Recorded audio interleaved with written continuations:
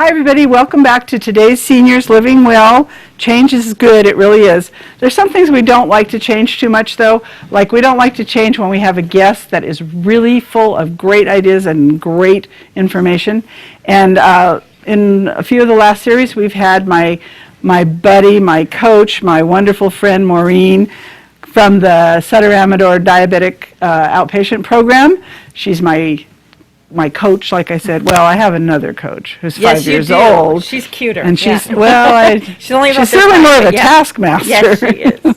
So, the holidays are coming up, and I think we can look at the holidays two ways. We can look at it as surviving the holidays, and you bite your nails and think, this is a time I don't want to even go through, or you can embrace it, and you can indulge yourself during the holidays. In food, you can indulge yourself? In food, you can indulge yourself. You can look at all the things I brought today, and they are all things you can indulge in. I think the holidays only come once a year, and you make really an effort with diabetes and with living well and heart healthy and all of these different things for our health that we want to not sabotage ourselves through the holidays. Right, and we're not talking just about us folks who are diabetic. No, we're talking about just having an enjoyable, healthy holiday that's good for your body, too. Exactly. We are talking about humans, right? Right. Humans, we should eat better, we should exercise, we should make some good choices. Mm-hmm. And somehow we think, here comes the holidays, and we don't have to make any diversion from what Grandma used to make for us that was laden with fat and fried in oil and has gravy all over the top of it.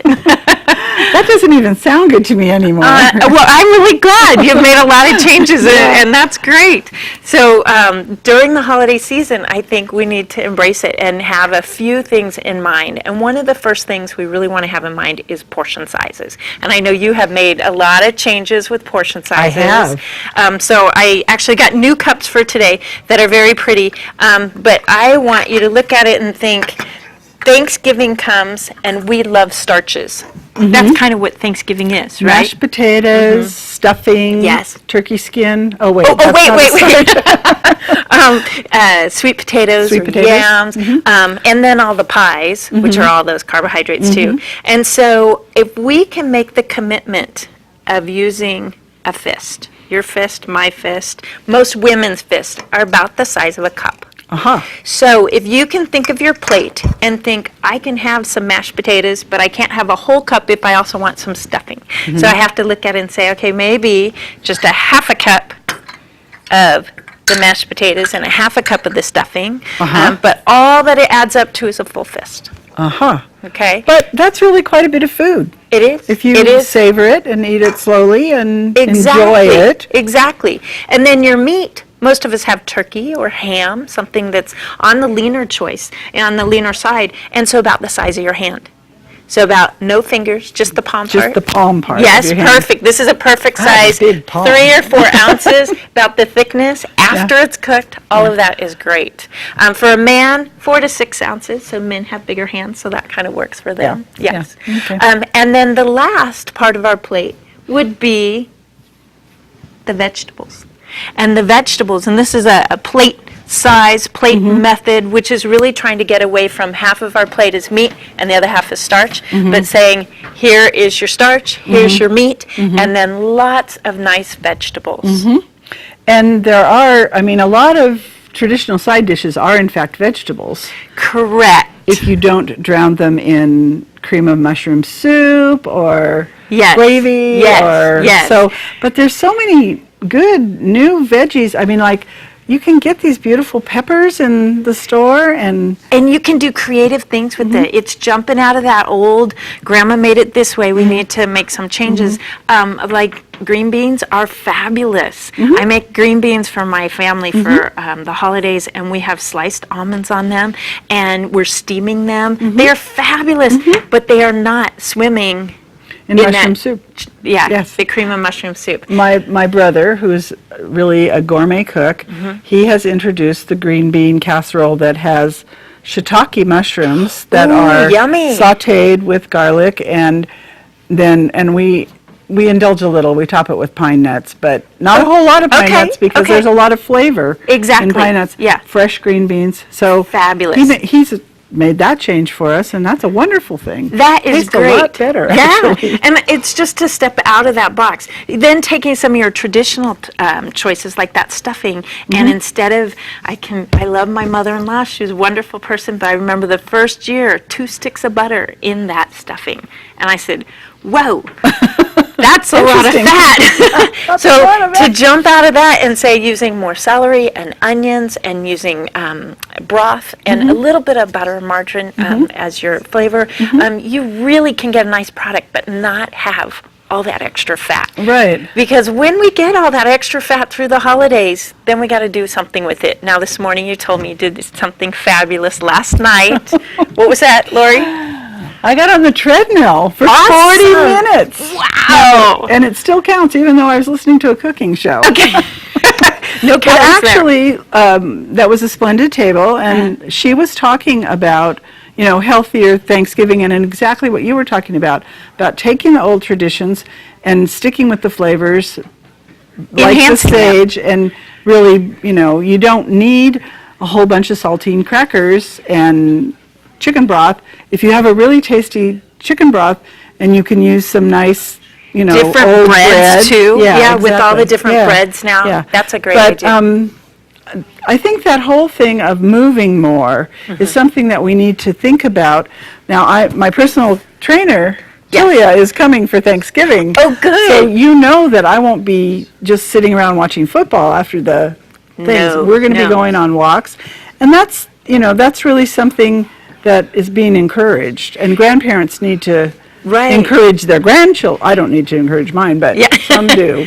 I know, but I think it's something that you've made it part of your family to do. It's a tradition. It's not, oh, I have to get on the treadmill. This is a chore for me. Make it part of something fun. Go out, take a walk. And sometimes in the morning, raking leaves, doing something that is getting everybody together so it's not just so focused about food. About food. Yeah. Yeah. But there is that balance that if we overindulge with eating, we can get out and indulge, perhaps maybe just get our foot out the door, or overindulge with exercise. And that really helps with the balance in terms of blood sugar, but also in terms of blood cholesterol, things like that as well. Sure, So getting our sure. weight in better control. And we're so lucky here in California. Oh, I mean, yeah. you think about the Midwest and back east, and we're going to be able to get out and take a walk after Thanksgiving. I Definitely. mean, we used to have our Thanksgiving in Southern California. We would have our Thanksgiving outside, actually, because it was,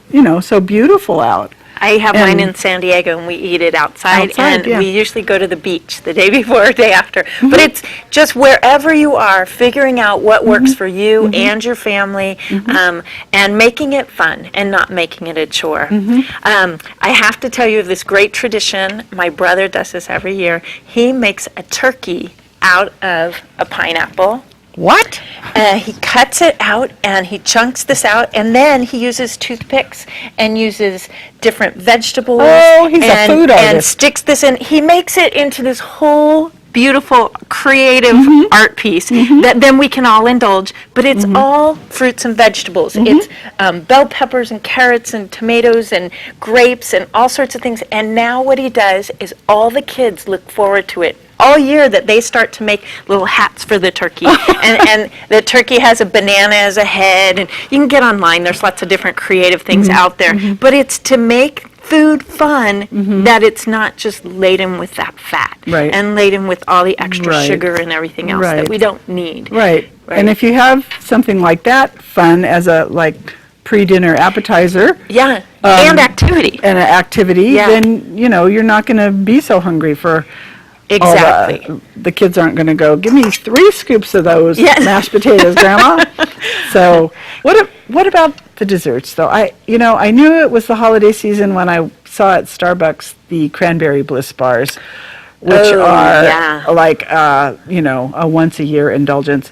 What about the pies and things like that? How do we manage I that? still really believe indulging is good during the holidays, and we usually do better if we know we can have a little bit. If we think, I can't have anything, then people are often really glum during the holidays, and then you see them coming out of the bathroom with chocolate on their mouth, because we do indulge some way. And you But go in and the C's candy is like stashed up on the towel. well, you would know Yeah. about that, Laurie. Yeah, okay. But I think it's important to keep that in perspective with your meal planning so that you don't think, well, I'll have all this for dinner and pie, or pie's an afterthought, but you think, well, it's the holidays, I can have that. If you go into it thinking, I am going to have some pie, and I'm going to have a piece of pie, not a piece of pie, and I'm going to go for a walk. Then there's other creative things that you can do. Down here is a recipe for pumpkin pie that's crustless. And I love pumpkin pie, but I do not like the crust, so this is my favorite. And I made this recently for our support group, for the diabetes group, and they loved it. My husband says that's just custard, but whatever it is, it can be a it still great tastes good. alternative that you feel like you're still participating and enjoying this and not giving up and feeling like you aren't worthy of having dessert. Right. Right. And we have a traditional cheesecake in our family, but we've all learned to, just take a little tiny slice. I tried modifying the recipe. It didn't really work. Yeah. So it's a matter of balance and still having the cheesecake. And sometimes you compare it with some nice fruit choices that you think, I don't need as much cheesecake because I have these fabulous blueberries. Strawberries and blueberries strawberries or or something. whatever, kiwi fruit. So, Okay. Maureen, thank you, dear, for coming You back. are welcome, Laurie. I'm Anytime. so positive. All right, that's the end of our show. And for today, come back next week. We're going to be here the Wednesday before Thanksgiving. There are actually people that want to share their knowledge with us that day. We'll have Tanya from Lifeline. We're going to have a very interesting senior guest. And I think we're having Laurie from the glycemic program come next week. Yeah, so Okay. Bye. bye for this Thank you. week.